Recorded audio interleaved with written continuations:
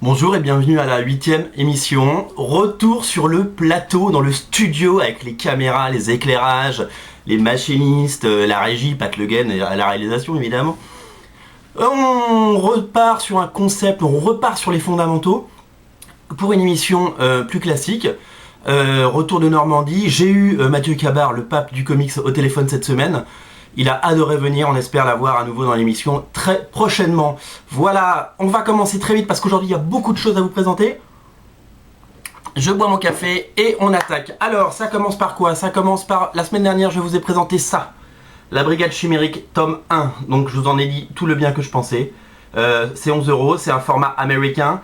Il y a 48 pages et c'est génial. Bah écoutez, la bonne nouvelle, c'est que le tome 2 est sorti. Le tome 2 Le tome 2 est sorti.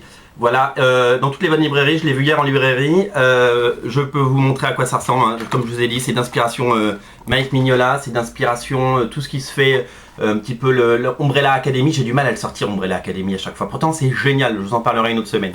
Et comme chez La Talente, eh ben, ils sont prévoyants, ils m'ont envoyé le tome 3, que je n'ai pas encore lu, mais que je vais lire très très vite pour vous en parler. Le tome 4 sortira très bientôt, le tome 5 aussi, le tome 6 bientôt aussi, je crois que c'est début 2010.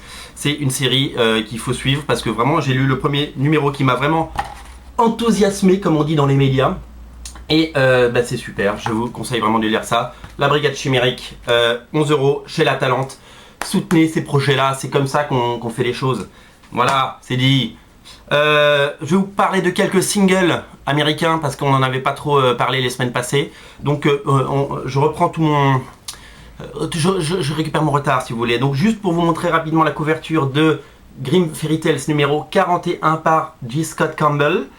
C'est pas sa plus jolie. Je peux, même moi en fan de Campbell, hein, oh, y a le chat qui, vous voyez. Dodo, dis bonjour à la caméra. Il essaie de passer. Tiens, on le verra tout à l'heure. Hein.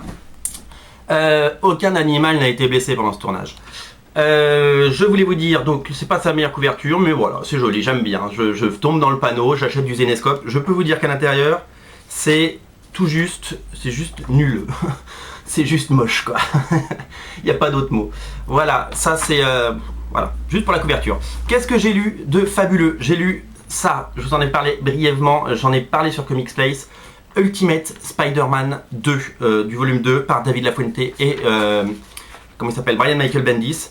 Je dois avouer que j'ai été complètement bluesé par ce truc. C'est absolument génial, l'action est géniale, le dessin est incroyable, dynamique, vif. Regardez-moi ces scènes d'action.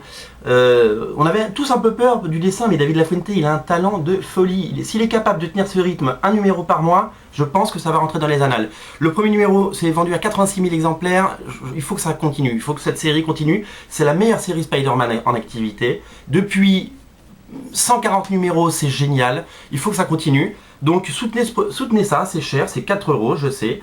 Mais bah, il faut l'acheter, il faut le lire. Ça sera très bientôt en VF parce que je crois qu'Ultimatum est publié actuellement en VF.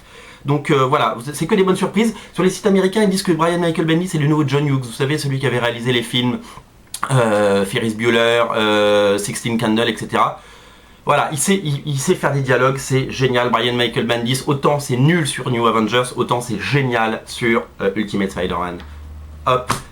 On va faire la minute Mark Millar avec Ultimate Avenger 2 avec cette superbe couverture de Carlos Pacheco.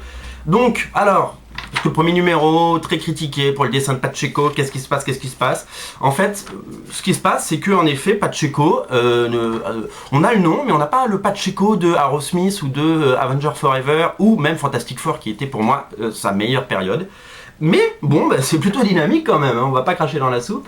Regardez-moi ça, c'est du très très bon dessin.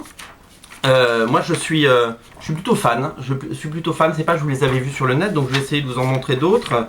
Voilà, il s'est un peu Salvador Larrocaisé, on va dire, mais ça reste assez dynamique. Voilà. En fait, souvent, moi j'ai remarqué sur les séries, les dessinateurs prennent du temps à se mettre sur une série. Le premier numéro n'est souvent pas au top, et puis ils sont de plus en plus à l'aise. Exemple sur New Avengers, Stuart Immonen qui dessine depuis 2 ou 3 numéros. Sur le premier, c'était pas Stuart Immonen, c'était un dessinateur lambda, c'était du Ron Lim. Et ben là, clairement, c'est le numéro 2 qu'il a fait de New Avengers, c'était mieux, et le 3 sera encore mieux, etc. Ben là, c'est pareil. Il s'accapare les personnages. Chose un peu bête, il n'y a que 6 numéros, donc ça veut dire que ça va très vite s'arrêter. Mais après, il y a Lénine Francis Yu qui va arriver, etc., etc. Donc ça, c'est très bien, c'est super. L'histoire est super. Le seul truc, c'est qu'il faut que Millard arrête de parler avant de ses comics sur son forum, parce qu'il raconte tout ce qu'il y a à l'intérieur. Donc ne lisez pas ce qu'il dit sur ses forums, mais parce qu'il vous raconte ce qui va se passer.